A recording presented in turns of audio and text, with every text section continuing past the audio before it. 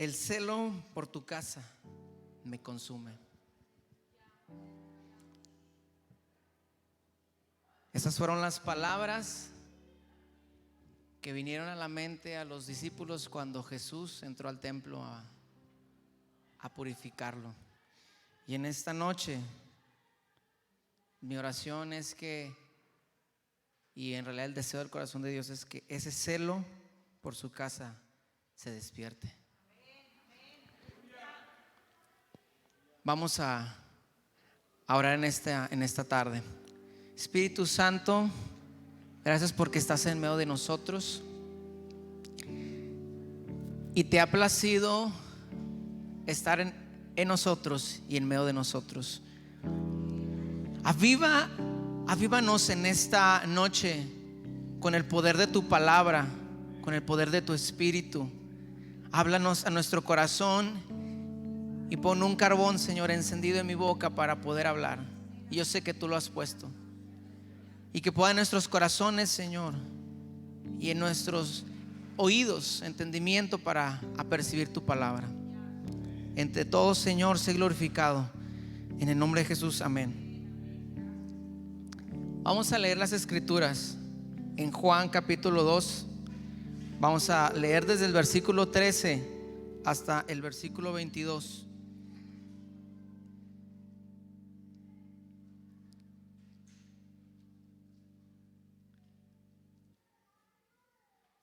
La pastora no nada más a mí, sino a todos los que nos ha tocado compartir, nos asignó desde hace algunas semanas, tal vez más de un mes, más de 2 meses. Y cuando leí este pasaje, pues la verdad dije: santo, me va a quedar grande el zapato. Bueno, en realidad siempre la palabra de Dios excede nuestra humanidad, pero de eso se trata, de que Él es más grande que todos nosotros y somos salvos por gracia. Amén. Ya lo tenemos todos ahí. Juan capítulo 2 versículo 13. Estaba cerca la Pascua de los judíos y subió Jesús a Jerusalén y halló en el templo a los que vendían bueyes, ovejas y palomas y a los cambistas ahí sentados, y haciendo un azote de cuerdas echó fuera del templo a todos y las ovejas y los bueyes, y esparció las monedas de los cambistas y volcó las mesas, y dijo a los que vendían palomas: quitad de aquí esto y no hagáis de la casa de mi padre casa de mercado. Entonces se acordaron sus discípulos que está escrito: el celo de tu casa me consume. Dígalo conmigo esta parte: el celo de tu casa me consume. Y los judíos respondieron, le dijeron: ¿qué señal nos muestras ya que haces esto? Respondió Jesús y les dijo: destruid este templo y en 3 días lo levantaré.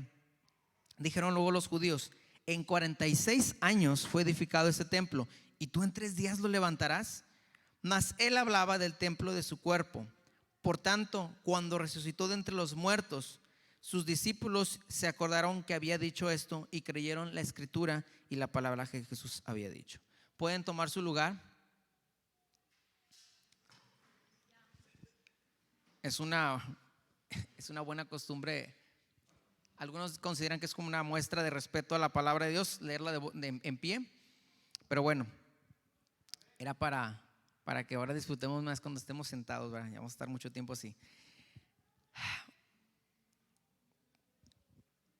La verdad me quedé, cuando leí este pasaje, lo leí varias veces, pero hoy antes de venir lo volví a leer, lo volví a estudiar y quedé fascinado.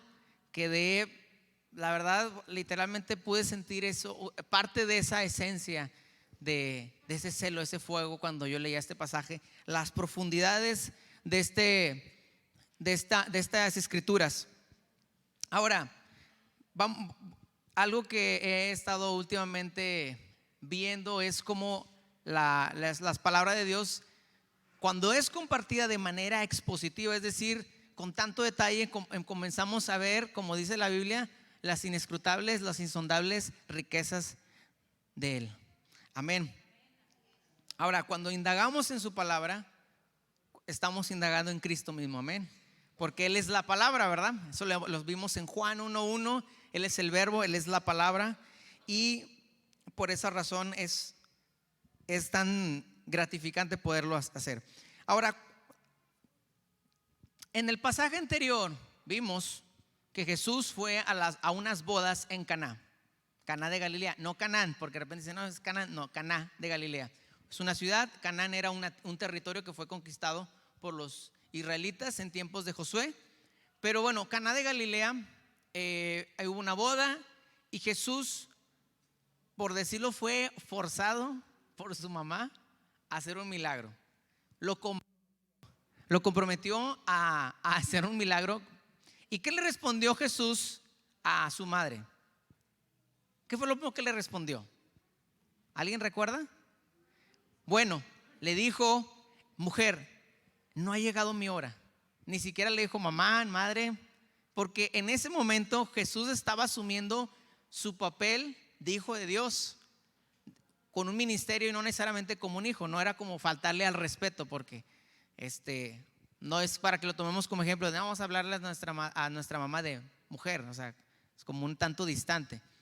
Ahora, Jesús, antes de comenzar su ministerio, ¿qué fue lo que hizo? Porque muchas veces queda como nosotros podemos asumir que cuando Jesús fue bautizado comenzó su ministerio, ¿verdad? Pero no. Él no inició su ministerio cuando fue bautizado, aunque también es cierto que era parte de todo lo que Dios tenía preparado para su ministerio en la tierra. Jesús comienza su ministerio precisamente purificando el templo. ¿Y cómo lo termina? Purificando el templo. Hay algunas especies, tal vez una falta de evidencias contundentes para decir lo que estoy diciendo, porque sabemos que las escrituras no fueron escritas de forma cronológica, aunque sí hay cierta secuencia, especialmente en la última semana, conocido como la pasión de Cristo. En ese sí vemos una secuencia muy detallada. Y cuando Jesús entra en la entrada triunfal, en la semana del sacrificio, Jesús entra al templo y lo purifica. Pero ahorita todavía no iniciaba su ministerio. Vemos en el pasaje anterior que después de las bodas de Caná, Jesús fue a Capernaum con su madre, sus hermanos y sus discípulos, y estuvo ahí unos días. Y acto seguido, eso es en el versículo 12, en acto seguido, versículo 13 dice: estaba cerca la Pascua de los judíos. ¿Por qué era importante? Ahora, por eso les digo, yo cuando veo las escrituras, los detalles, porque bueno, yo lo voy a comparar de esta manera. Y eso porque está en español, no sabemos cómo estaba en griego, cómo está en arameo, pero no quiero no quiero minimizar a Dios en este sentido, en ese término. Dice, Dios es un artista, Dios es un poeta, o sea, Dios es muchas cosas, porque aún en esos detalles Dios hasta tiene elegancia para hacer las cosas, y con significado, con tanto detalle. Sabemos muy bien que estamos conmemorando, porque no es celebrar, el nacimiento de Jesús el 25 de diciembre, porque así lo acostumbra la tradición occidental, más allá de la iglesia cristiana. La semana pasada, bueno, el domingo mejor dicho, Rachel nos compartía acerca de las fechas, y yo también coincidí. Yo lo vi en National Geographic, que Jesús nació aproximadamente en el 6 antes de Cristo, o sea, de lo que actualmente conocemos, y ya dio una explicación de todo esto. ¿Por qué es importante todos estos detalles? Porque cuando Jesús nace, los historiadores coinciden que Jesús nació en primavera, y nació, dicen, según según los datos de unos escritos chinos que hablan de un cometa. Bueno, se hablaba que la alineación de Saturno y Júpiter, se habla de una estrella supernova. Aquí hablan de un cometa que fue entre el 9 de marzo y el 5 de mayo. Esto es una opinión mía, pero con el fin de recalcar los detalles de Dios. Yo creo que Jesús nació en la Pascua. Yo puedo coincidir, porque si vemos las fechas de la crucifixión normalmente se asignan en marzo y en mayo, ¿verdad? Finales de marzo, principios de abril, normalmente en esas fechas. Y eso coincide precisamente con las fechas que se dice, y esto no es algo mío, esto ya se ha documentado muchas veces, que Jesús no pudo haber nacido en diciembre porque en esas fechas en el desierto las temperaturas bajaban a bajo cero y los pastores no acostumbraban a sacar sus rebaños en esas temperaturas. Hay muchas evidencias para creer esto. Ahora, ¿por qué recalco que Jesús, bueno, más allá, porque aprovecho porque en estas fechas se conmemora el nacimiento de Jesús y yo, por decirlo, quise ahondar un poco en esto y darme cuenta que es muy probable que Jesús nació en la Pascua, unos días antes, unos días después, pero muy muy cercano. ¿Y por qué creo eso? Porque todas las fechas importantes de Jesús son en la Pascua. ¿Por qué? Porque la Pascua apunta a Jesús. Él es son sombras de lo que había de venir. ¿Cuándo fue cuando Jesús a sus 12 años se le perdió a sus padres? En la Pascua. ¿Cuándo Jesús purificó el templo y empezó su ministerio? En la Pascua. ¿Cuándo Jesús fue crucificado? En la Pascua. Entonces, yo creo que aunque nosotros no dudamos de Jesús, el mundo puede dudar y los judíos dudan, pero todo apunta que en esos detalles, aún en esos detalles, está la evidencia de la obra perfecta de Cristo. Y yo me gozo en eso. Por esa razón estaba enfatizando todos estos detalles. Ahora, ¿por qué la Pascua era tan importante? Bueno, ¿o por qué era importante que Jesús comenzara su ministerio en la Pascua? Bueno, la Pascua, ¿qué se celebraba, no? La libertad del pueblo de Israel de Egipto. Aunque en ese tiempo pues no estaban en plena libertad, no estaban en cautiverio como en Egipto, pero sí estaban subyugados a Roma. No tenían tal vez el mismo nivel de esclavitud porque gozaban de mucha libertad. Los romanos lo que les importaba principalmente era hacer tributarios. Y a su vez, en la Pascua no solamente era un recordatorio de que habían sido libertados de Egipto, sino también era un recordatorio, una esperanza de un Mesías. Así como en mundo occidental en estas fechas están más apercibidas a escuchar de Jesús, también en esas fechas el pueblo de Israel estaba más apercibido a escuchar o despertaba esa expectativa de que un Mesías un día vendría. Por eso era importante. Ahora, ¿qué es lo que yo en el templo? Que vendían bueyes, ovejas y palomas, y a los cambises ahí sentados.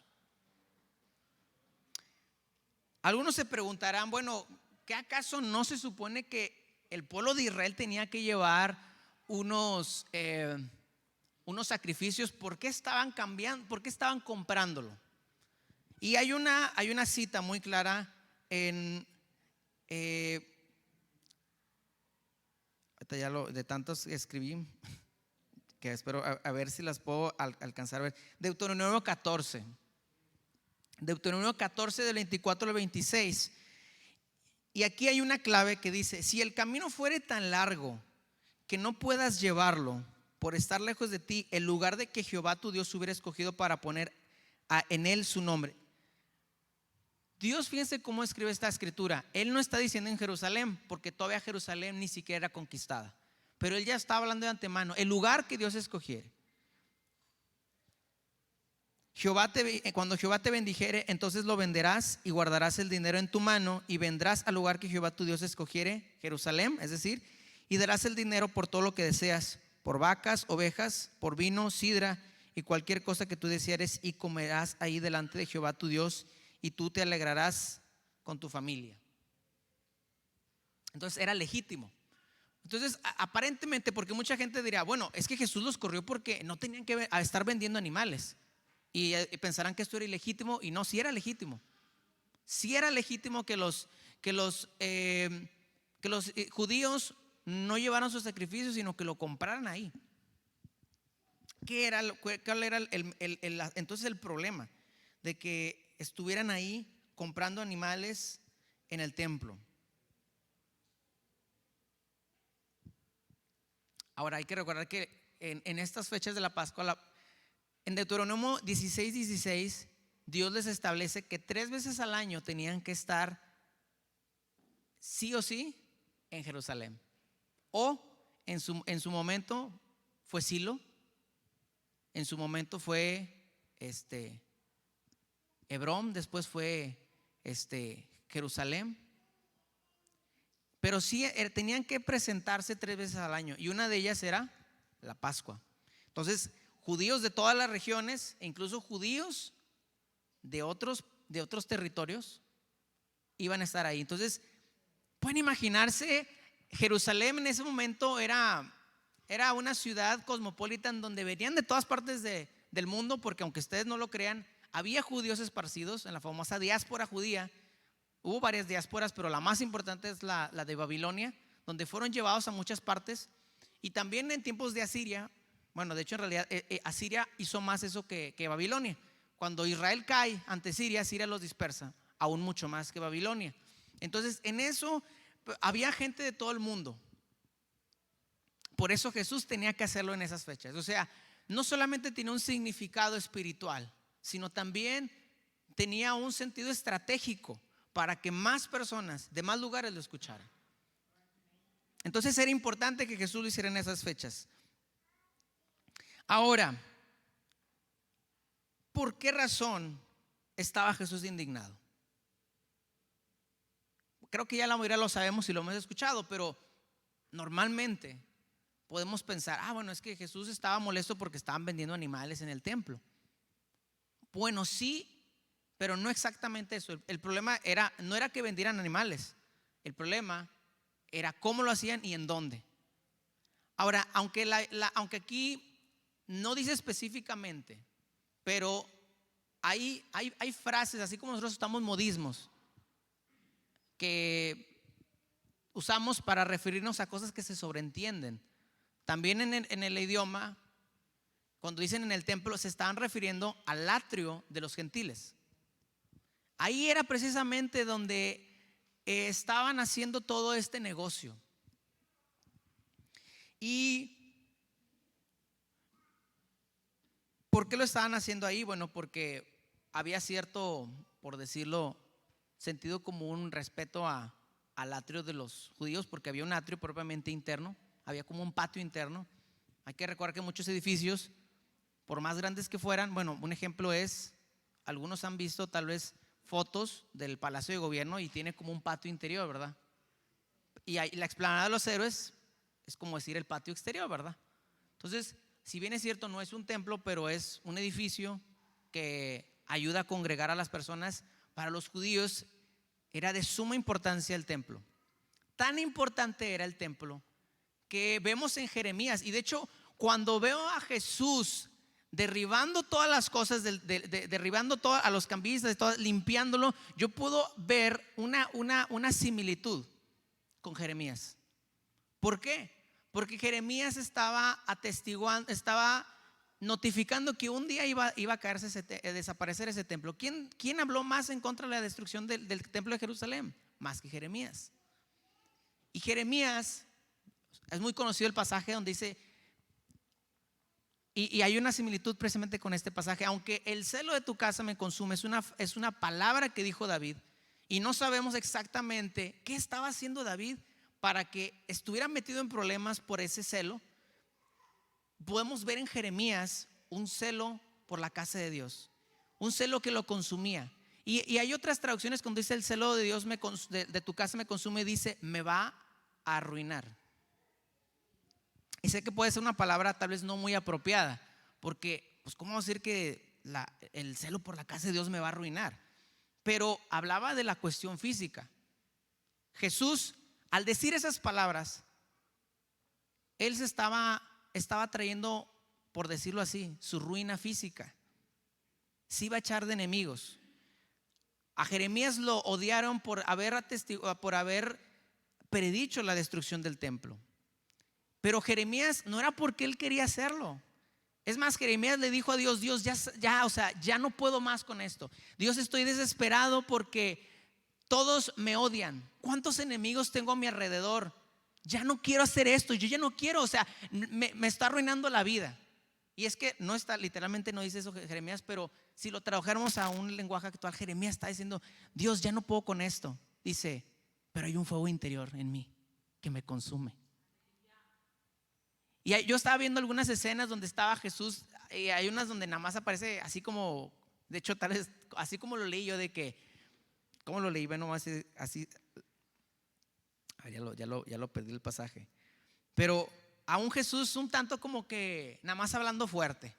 Pero hay otra escena donde pone a un Jesús desesperado, así, enrabiado, así, con un montón de cuerdas aventando. Y yo puedo imaginarme eso y digo: no, sí, eso sí se parece más, coincide más con la realidad.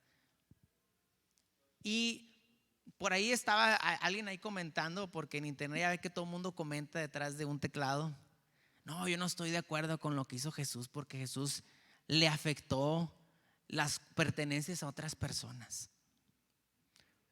Pero no se compara para nada con el celo que Jesús tenía en su corazón. Ahora, eso no significa que nosotros vamos a hacer lo mismo con otras personas que no conocen el evangelio y que de repente: no, quita esos ídolos, quita esas cosas y vamos a destruir todo lo demás. No. Habrá momentos en que tal vez tengamos que tomar medidas extremas, pero ruego a Dios que nos dé sabiduría de cómo actuar ante cada situación. Pero estaba así, así de la misma manera Jeremías tenía un fuego en su interior que no podía con él, lo estaba consumiendo. Y de la misma manera había ese celo en Jesús.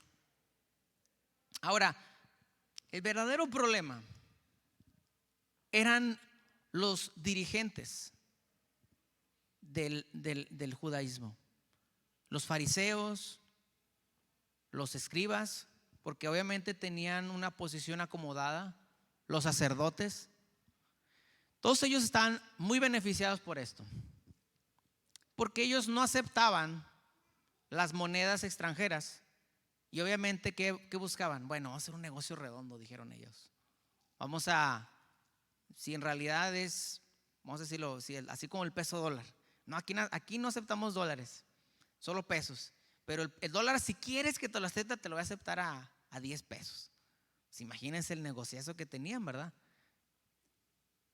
Y aparte de eso, con artimañas, los sacerdotes solo aceptaban cierto tipo de sacrificios. Entonces obviamente los judíos que iban no iban a tomar el riesgo. No iban a tomar el riesgo de llevar sus animales para que le dijeran: no, ¿sabes qué? Tu animal no pasa porque trae esto. Ya saben, hay tanta similitud en Israel con la actualidad de ahora en nuestro querido México. Tantas similitudes en Israel, tanto en el Antiguo Testamento como en el Nuevo Testamento. La corrupción a todo lo que da, los intereses. Y vemos tantas similitudes. Ahora, hay algo que puedo destacar: es que el problema no era que vendieran animales, como tal vez algunos hubieran pensado. Estaban haciendo algo legítimo, pero la razón, la motivación era incorrecta. Y eso me pone a pensar, hermanos, que muchas veces podemos estar haciendo lo correcto. Podemos estar haciendo lo correcto en la casa de Dios, podemos estar haciendo lo correcto en nuestra vida cotidiana, pero con las motivaciones equivocadas. Ahora bien, aunque en este pasaje de la purificación es idéntico al que vemos en Mateo, Marcos y Lucas, que coincide con la última semana, y aquí en Juan lo presenta al principio de su ministerio, bueno, hay un espacio para una pequeña duda de interpretación, no dudas de las escrituras, sino una duda en la interpretación, si realmente fueron 2 eventos o solo fue uno. Pero hay un paralelismo. ¿Y cuál es ese paralelismo? Aquí quiero recalcar algo que no lo había puesto así. En Marcos 11, cuando habla acerca de que va a Jerusalén en la entrada triunfal. Ese día que él entra, él va al templo, Marcos 11:11, y ve, dice, y viendo a su alrededor. Versículo 12, y a la mañana siguiente, porque después de ver todo alrededor se regresó a Betania con sus discípulos, que estaba, creo que 3 kilómetros, algo que para nosotros digo, no hombre, es bien poquito, o sea, decir 3 kilómetros, Bueno, no porque en carro sea corto, bueno, 3 kilómetros son como media hora. Yo más o menos he aprendido que uno más o menos recorre a unos 4, 5, 6 kilómetros por hora. Esa es nuestra forma de caminar. Pero bueno, lo que destaca aquí es que Betania estaba cerca, pero no demasiado lejos. Jesús se va a Betania a descansar, y en la mañana siguiente Jesús camina a Jerusalén, se encuentra una higuera. Otro misterio más. Yo sinceramente le voy a decir una cosa, yo no había entendido la profundidad de que este evento de la higuera pasara en ese tiempo.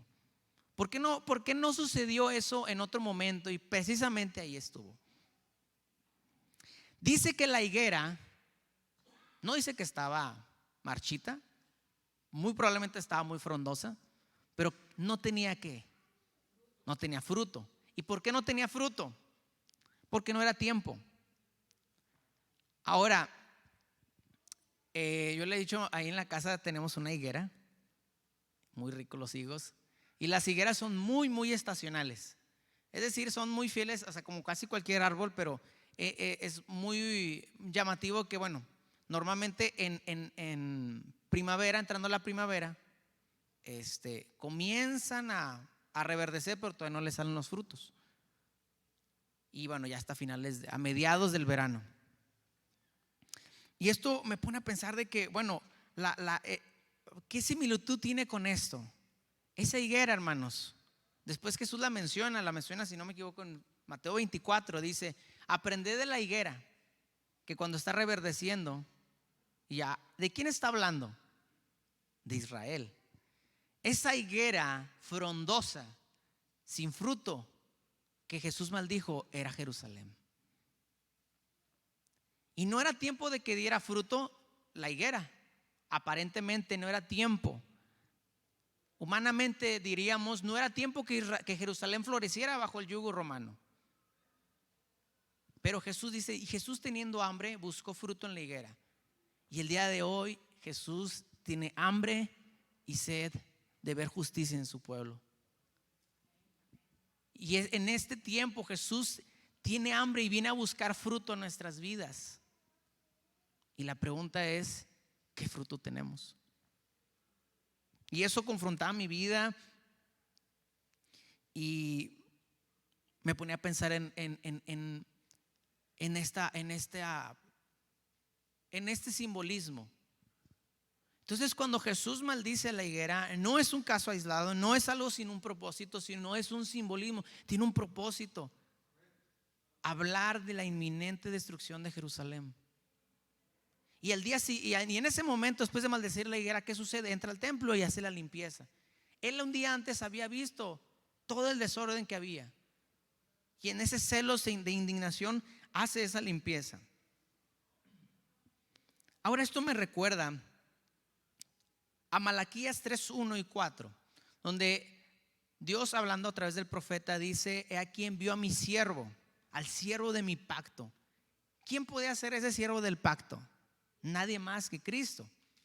Y hablando del mensajero, del enviado, vemos también en Hebreos 3:1 que Jesús lo llama apóstol.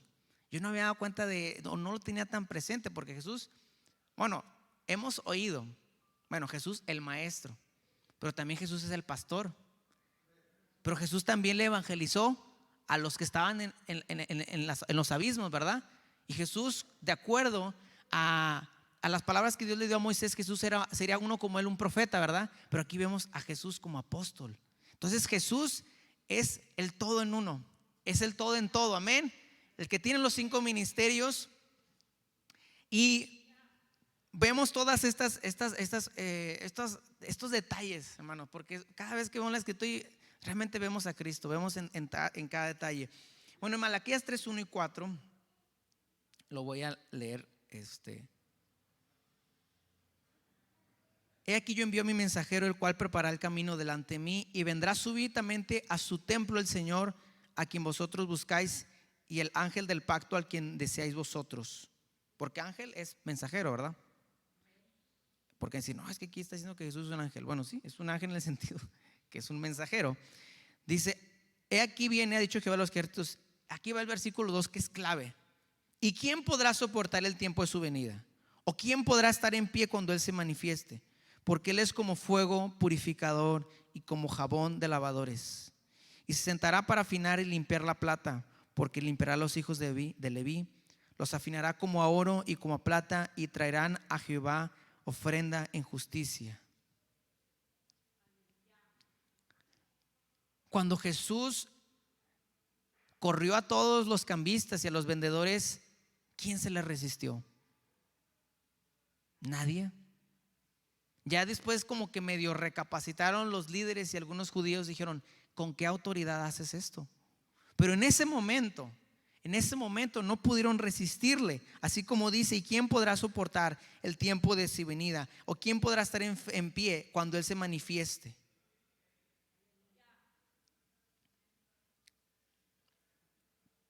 Ahora, cuando Jesús les dijo a los vendedores, dice, quitad esto de aquí, dejen de convertir la casa de mi padre en un mercado. Cuando Juan escribe esta escritura, ya todos la iglesia ya conocía muy bien los pasajes de Marcos, Mateo y Lucas, más o menos en ese orden fueron escritos. Y dice ahí, mi casa será llamada casa de oración, y ustedes la han convertido en cueva de ladrones. Isaías 56:7 nos habla del propósito, que tenía Dios con Israel. ¿Dónde estaban vendiendo todo esto? ¿Dónde estaban? ¿A dónde lo acabo de decir? En el atrio de los gentiles. Ahora, en Isaías 56, Dios les da una promesa a los extranjeros y a los eunucos. Y si alguno recordará, los eunucos no tenían permitido entrar a la casa de Dios. Es más, creo que ni siquiera tenían permiso de estar en el campamento. Pero Dios les da una promesa. Ahora, ¿por qué esto? ¿Por qué esa mención en Isaías 56 acerca de los extranjeros y los eunucos? Porque ellos no tenían permiso de entrar a la casa de Dios. Pero dice en el versículo 5,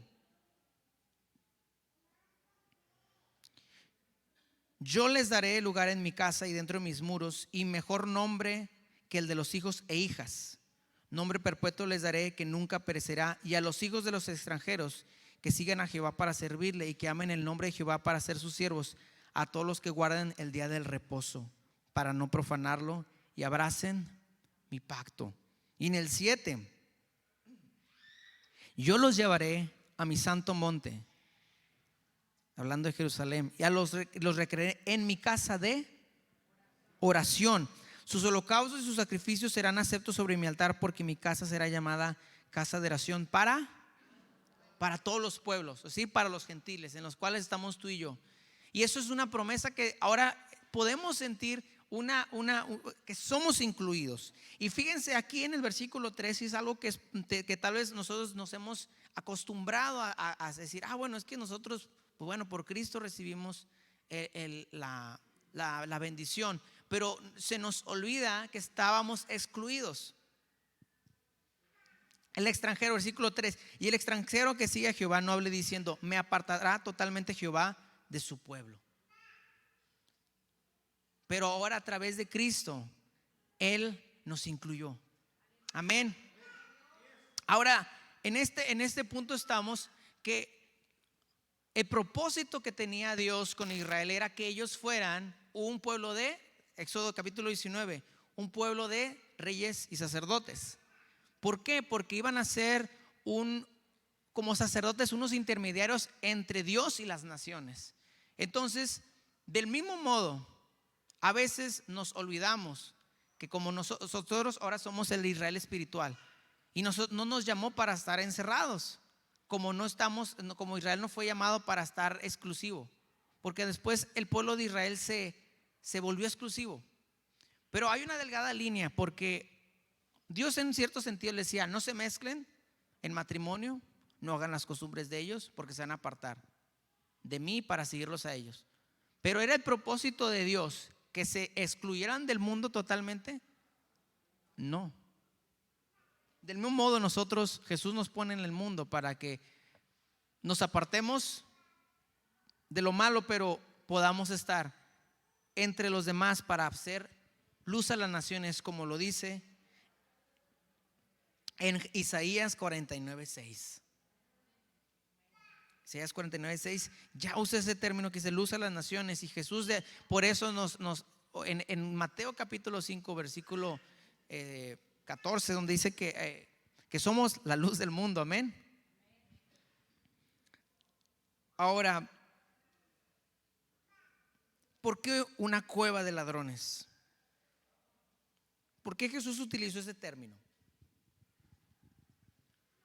Bueno, Jeremías en el capítulo 7 versículo 9, el pasaje donde Jesús usa la frase de cueva de ladrones, en Lucas 19:46.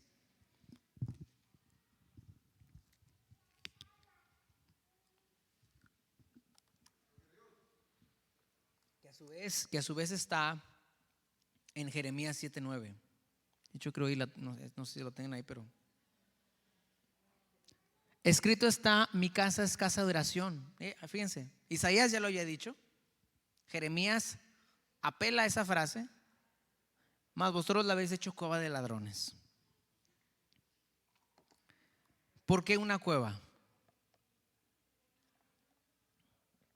Bueno, hay varios simbolismos. Recordemos que Dios siempre utiliza cosas con las que podamos estar familiarizados en el día a día. Y se dice que en Jerusalén alrededor había muchas cuevas. No sé, la pastora que estuvo en Jerusalén si habrá recordado haber visto muchos, como yo sé que Jerusalén está como una montañita rocosa, y parece ser, por lo que vi algunas imágenes, sí tiene sentido que hubiera muchas cuevas.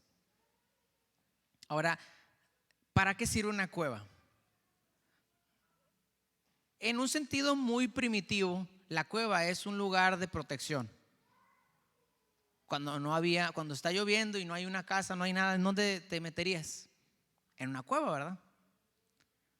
Pero también la cueva es un símbolo de escondite, pero no necesariamente, puede ser de algo bueno, puede ser o mejor dicho, puede ser por ser perseguido por ser buena persona, o ser perseguido por ser mala persona, ¿verdad? Pero siempre en todos los casos es un escondite de una persecución. Ahora, los dirigentes de Israel, de Jerusalén, se habían convertido en unos, no sé, ya se me fue la palabra, pero sí, unos mercaderes de las Sagradas Escrituras, unos mercaderes del sacrificio. Y bueno, yo puedo agradecer a Dios que principalmente además de que nos escogió y que Él, y no lo digo, solamente por mí y mi familia, sino por todos nosotros, sino que en esta casa Rehoboth, hemos tenido la buena enseñanza de no lucrar. Esa es la palabra que estaba buscando. Y bueno, algunos pensarán, bueno, ¿y por qué se vende comida? Bueno, hay que entender que muchas de las veces se vende comida, pues empezar, ahí es lo que yo veo un gran beneficio, es la oportunidad de poder convivir, de poder estar aquí un tiempo en sana convivencia con nuestros hermanos, pero también es una forma de a veces costear algunas cosas. Y tal vez esto lo dicen muy esporádicamente, y no es algo que tal vez tengamos que estar mencionando con continuidad, pero las ofrendas y los diezmos se emplean para fines de la iglesia. No hay algún lucro de parte de la pastora, de parte de los líderes, de vender algo, de hacer algo aquí, ¿verdad? Siempre si en algún momento algo se vende es para poder, por si de repente está el grupo de de damas trabajando para Vida Club, porque van a hacerle algo a los niños. Y sabemos que Vida Club, más que un club social de niños, es un modo de evangelizar, ¿verdad? Entonces estamos trabajando, y si hacemos recolección de dinero, no es para fines lucrativos, sino es para fines del reino. Principalmente que tiene que ver con evangelismo, ¿verdad? Porque eso es lo que más se trata de invertir. Ahora bien, estas personas estaban lucrando con el sacrificio, haciendo, porque algunos dicen, no, muy probablemente los mismos dirigentes tenían su puesto de, en vez de decir su puesto de tacos, su puesto de corderos, su puesto de palomas, su puesto de casa de cambio. Y si no eran de ellos, cobraban comisión, cobraban piso, derecho a piso, ¿verdad? Ya desde entonces ya se usaba el derecho a piso, desde tiempos inmemorables. O sea, no es nada descabellado pensar que estaban haciéndolo así. Y en ese contexto es cuando Dios les dice cueva de ladrones. Es triste que el pueblo de Israel en ese entonces, en lugar de encontrar en la casa de Dios una respuesta a su necesidad espiritual, estaban siendo dirigidos por un grupo de lucrativos que no les interesaba el sacrificio de Dios, no les interesaba el templo, no les interesaba conocer a Dios. Porque incluso se hablaba mucho del diezmo. No, ellos diezman, dicen que hasta el comino, ¿verdad? La pimienta, o sea, diezmaban todo con tal de supuestamente honrar a Dios, pero lo único que buscaban era juntar el dinero. Ahora, cuando estaba Jeremías, y por eso hice mucho énfasis en Jeremías en varias ocasiones, estando en el templo, denunció esto, ¿verdad? Porque había muchas que los profetas lo hacían en otro contexto. O sea, no necesariamente lo hacían, no necesariamente predicaban estando en el templo. A veces lo hacían, no sé, ¿verdad? Vemos a Elías en el caso de Israel. Él se presentó en el palacio del rey Acab, ¿verdad? Él no estaba en el templo de Jerusalén. De hecho, Elías probablemente nunca pisó Jerusalén. Pero Jeremías, casi todas sus intervenciones que vemos, él da una palabra en el templo. Él les denunciaba a los en ese tiempo los israelitas de Judea su mal, y les decía: ustedes dicen templo de Jehová es este. ¿Por qué les reprocha eso? Porque el templo de Jerusalén representaba muchas cosas para el pueblo para el pueblo israelita. Representaba identidad, pero sobre todo representaba orgullo nacional, orgullo moral, orgullo religioso. Y a veces en nuestras vidas podemos tener cosas que nos causan precisamente ese orgullo. Y Dios me hablaba Dios hablaba en mi corazón sobre qué es lo que tenemos que nos enorgullece. Y que precisamente eso nos aleja de Dios, nos aleja de su propósito, nos aleja de realmente honrarlo. Y mientras la religión trata de darle la gloria al hombre, mientras la religión trata de hacer cosas buenas para acercarse a Dios, y que sabemos que son inútiles, el evangelio y Cristo le da la gloria a Dios, le da la gloria a Él. Y mientras en la religión se trata de mí, se trata de las cosas buenas que yo haga, se trata de cómo me vea. ¿Y por qué hago ese énfasis? Porque así como la higuera, y a pesar que Jerusalén estaba bajo el yugo romano, estaba con muy bonito follaje. No se habla de una Jerusalén empobrecida. Estamos hablando de una Jerusalén, vamos a decirlo, humanamente gloriosa, reverdeciendo, estaba reverdeciendo. No estaba floreciendo todavía, pero sí estaba reverdeciendo, pero no tenía fruto.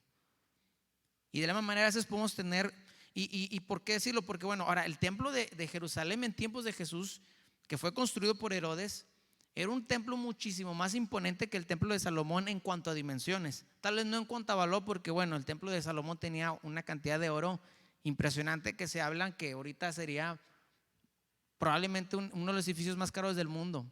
Incluso tal vez hasta sería el más caro. Con todo y que ahorita hay rascacielos y hay construcciones, era tanto el oro que había en el templo de Salomón que era una cosa que te quedabas impresionado.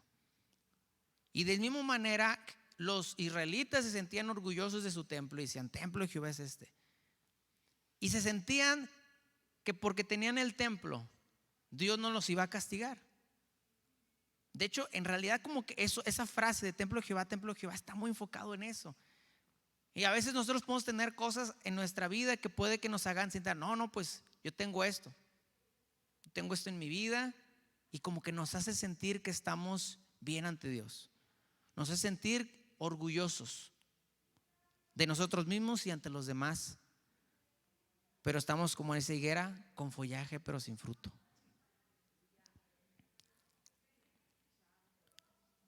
Y hay una frase que, bueno, yo iba a decir al principio pero se me fue.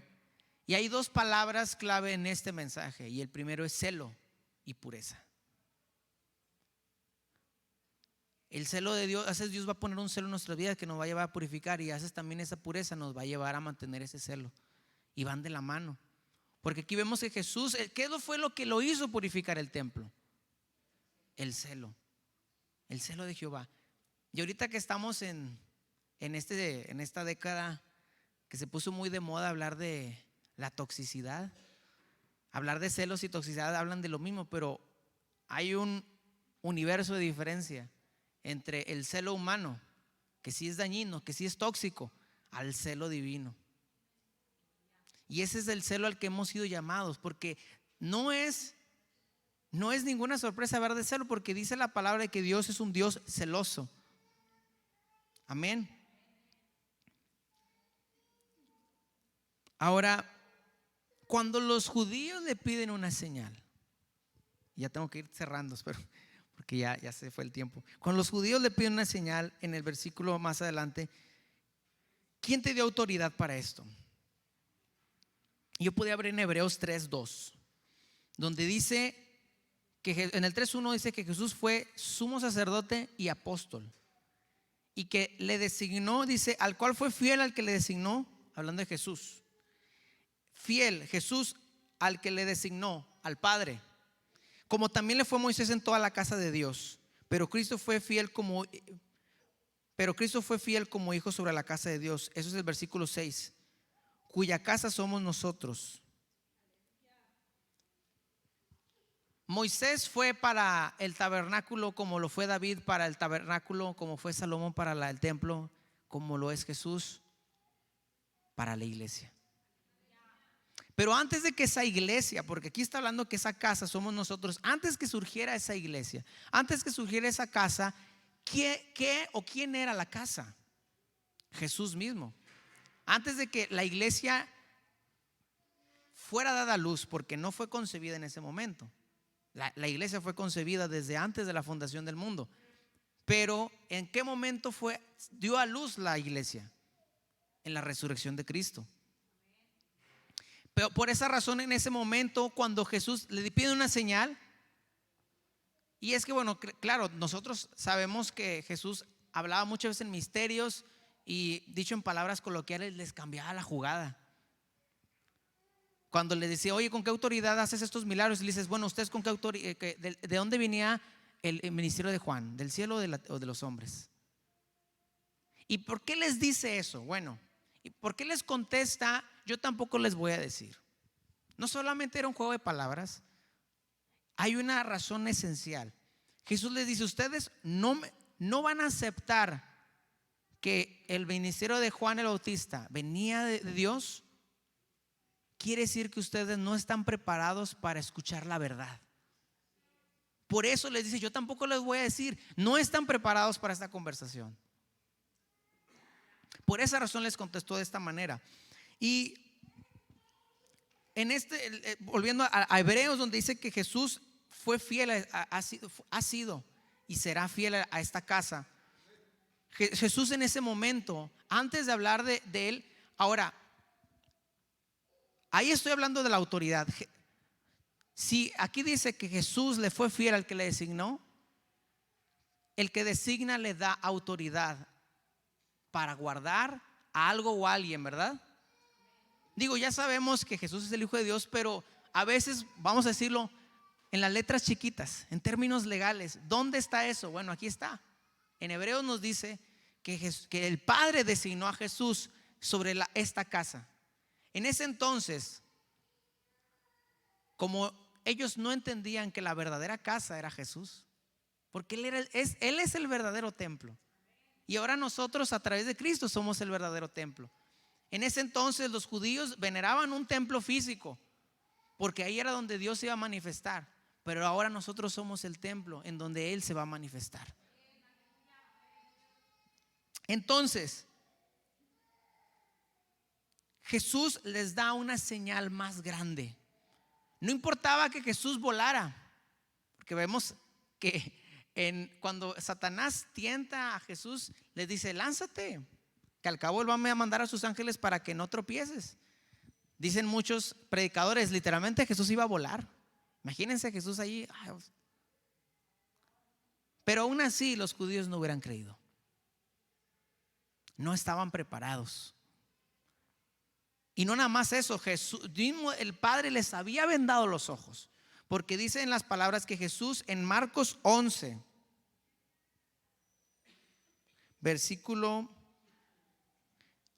Marcos 4, versículo 11 y 12, dice que a ustedes les hablo con claridad, pero a los de afuera les hablo a través de misterios, hablar a través de parábolas, para que, lo estoy parafraseando, para que oyendo no oigan, viendo no vean, y su corazón se convierta.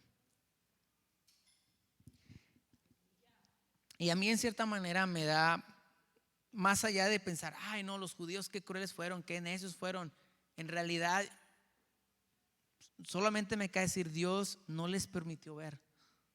Dios no permitió que se convirtieran. ¿Por qué?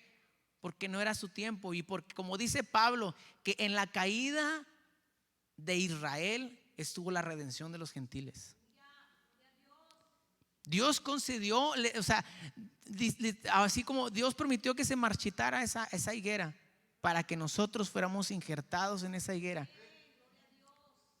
Entonces no es para que nosotros nos sintamos mejores, y a veces puede que nuestro corazón se enorgullezca porque nosotros seguimos a Cristo, porque nosotros creemos el evangelio y los de afuera no.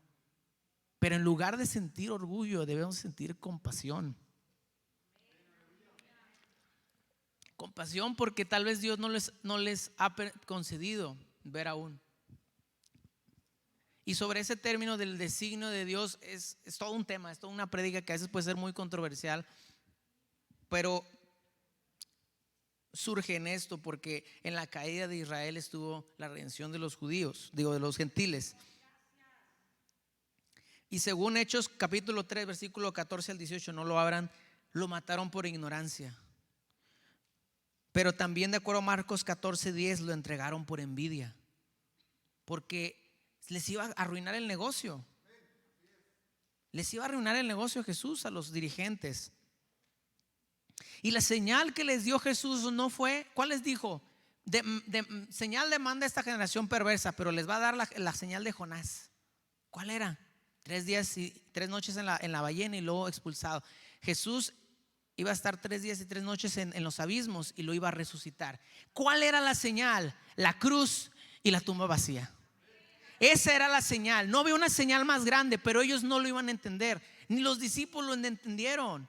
Los discípulos no sabían de qué estaba hablando Jesús cuando estaba hablando de que iba a derribar un templo, y no sabían que iba a resucitar. Pero les dio la señal más grande que pudo haber, la señal que cambió la historia: la cruz y la tumba vacía. Jesús es el verdadero templo. Y en Hechos capítulo 7 versículo 48 al 51 vemos el discurso de Esteban antes de ser apedreado, y ahí vemos una conexión directa con eso, porque Esteban les empieza a hablar desde los patriarcas, les habla desde Abraham. No, Dios mandó traer a Abraham, luego pues habla de Moisés, habla de Josué, habla de habla de los importantes, luego menciona a David. Versículo 48: si bien el Altísimo no habita en templos hechos de mano. Esto es para corroborar lo que he dicho, porque hace rato yo decía Jesús, ¿quién le dio autoridad a Jesús? El Padre, de acuerdo a Hebreos 3 capítulo 2 3:2 versículo 2. Pero Jesús es el verdadero templo. Y aquí vemos muy claramente por qué. Si bien el Altísimo no habita en templos hechos de mano, como el profeta dice, el cielo es mi trono, está hablando de David, y la tierra es el estrado de mis pies, ¿qué casa me edificaréis? Dice el Señor. ¿O cuál es el lugar de mi reposo? Es el versículo 49. No, creo que no leí un pasaje antes, pero David tuvo en su corazón construir un templo, pero lo hizo Salomón. Y en ese contexto que Esteban les está hablando, Esteban habló, primero le habló al Sanedrín, a los dirigentes a través de los patriarcas, y los llevó al punto donde a ellos más les dolía: el templo. El templo para ellos era intocable. Para ellos el templo era como como lo había mencionado hace rato, el símbolo de orgullo, el símbolo de orgullo. Y en ese contexto Dios Esteban le dice: pero Dios no habita en templos de mano. Y luego les dice en el versículo 51: duros de servicio y circuncisos de corazón y de oídos, vosotros resistís siempre al Espíritu Santo como vuestros padres, así también vosotros. Y luego les presenta a Jesucristo crucificado. Yo no había entendido por qué Esteban cambia súbitamente su discurso de hablar del templo a hablar de Jesús crucificado. Precisamente era por eso, porque ellos no habían entendido que aunque estaba escrito que también iba a destruir ese templo en el año 70 después de Cristo, el verdadero templo es Jesucristo. Y al final, en el versículo 22 dice: y después que resucitó de los muertos Jesús, sus discípulos recordaron que había dicho esto y creyeron en las Escrituras y también en lo que Jesús había dicho. Nos gozamos, hermano.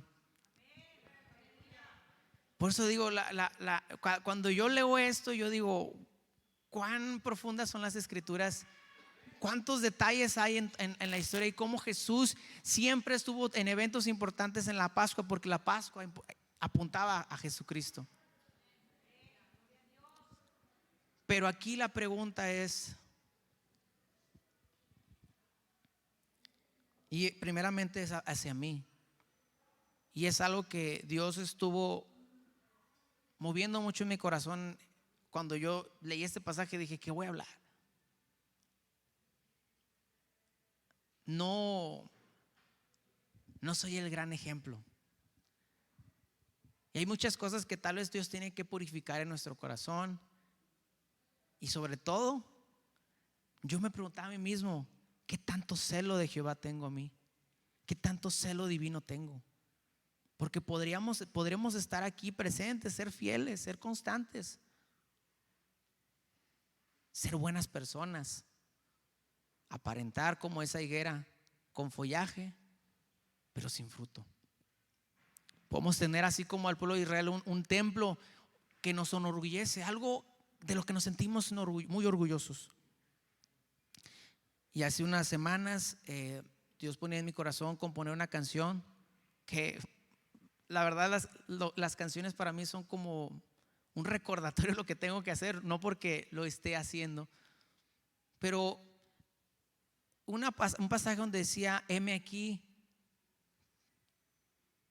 quiero predicarle a otros de tu perdón, pero no quiero hacerlo con orgullo y sin amor. Porque podemos estar tal vez allá afuera, y no lo digo, o sea, podemos estar predicando, podemos estar haciendo muchas cosas por orgullo y no por amor. Y ese amor precisamente es el celo de Dios. Es lo que necesitamos, ese fuego en nuestro interior, porque si no, estamos haciendo buenas obras que no nos van a salvar, cuando en realidad la salvación ya nos fue dada gratuitamente y solo tenemos que andar en ella. Pónganse de pie, hermanos.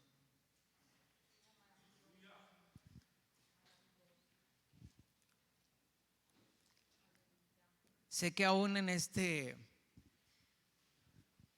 aún tengo muchas cosas que sigo en un proceso, como cada uno de nosotros estamos en un proceso diferente, diferentes etapas. Algunos han sido más dóciles, más moldeables, y gloria a Dios por ellos. Como se diría comúnmente, pues no han acelerado el proceso, pero más bien dicho, no le han estorbado a Dios. Y yo sí reconozco que muchas veces me he resistido, pero algo que por lo menos Dios me ponía en mi mente, y no es al contrario, no es nada bueno de lo que pueda enorgullecerme, pero era precisamente eso, que yo hace tiempo, y todavía puedo estar expuesto a eso, me sentía orgulloso de. Mucha gente me dice: no, mi Reim, tú por la facilidad que tengo de leer las escrituras, de mencionar eso, y me decía: no, tú tienes mucha sabiduría y tienes mucha inteligencia, y la verdad no. La verdad no. Tal vez Dios me dotó de una facilidad para memorizar ciertas cosas y comprender, y tal vez, así como diría, tal vez tenga la capacidad de comprender los misterios, pero si no tengo amor, nada soy. Si no tenemos ese celo de Dios, nada somos. Porque aquí en este momento, o sea, el celo de Dios lo llevaba a hacer una acción tal vez un poco radical. Iba a decir violenta, pero no, una acción radical. Pero ese celo en realidad es el amor de Dios. Y de esas cosas en las que tal vez me hubiera enorgullecido anteriormente, nada sirven. Porque entonces estamos viviendo una religión donde nos sentimos orgullosos de lo que hacemos y de lo que aparentemente somos. Pero si no tenemos amor, si no es por el evangelio, si no es por la obra de Cristo, de nada nos sirve. Y era precisamente eso, era una forma de que Dios nos ponía en mi corazón celo y pureza. Que ese celo, que ese amor de Dios purifique nuestros corazones. Padre, en esta hora te agradezco porque ante todos tú nos hablas porque nos amas. Pone en nosotros, Señor, ese celo, Señor, ese fuego. Que lo que hagamos, Señor, sea para agradarte a ti, para darte la gloria a ti, nunca a nosotros. Nunca sea para enorgullecernos, Señor, de lo que podamos hacer por tu evangelio, por tu causa. Y como dice las escrituras, que si en algo vamos a sentirnos orgullosos, o como diría esa versión, si algo tenemos de qué gloriarnos, es en la cruz de Cristo y en conocerte. Y en la medida que te conocemos más nos damos cuenta que no somos nada, que sin ti nada podemos hacer, que sin ti nada somos.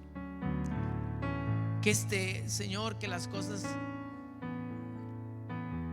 que nuestras obras de justicia, cuando los hacemos por nuestra propia cuenta, Señor, son como trapos de inmundicia. Pero a través de Cristo y a través de la fe, son ofrendas gratas a ti. Que el celo, Señor, que el celo de Dios nos ayude a limpiar nuestro corazón y a derribar, Señor, aquello que estorba.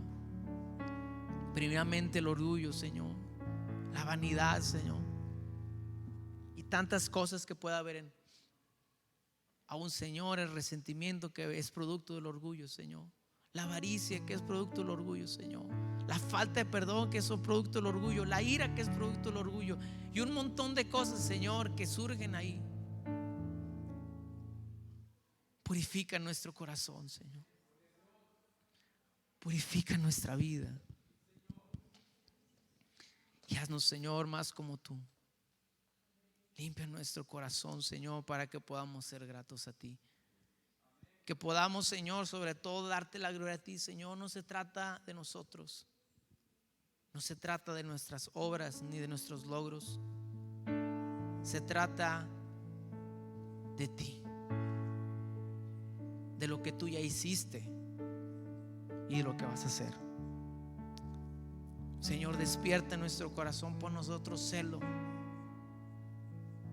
pero que sea celo divino, Señor, y que no sea, Señor, por orgullo y sin amor. En el nombre de Jesús, que podamos guardar esta palabra, Señor, que podamos tenerla presente, que podamos llevarla por obra.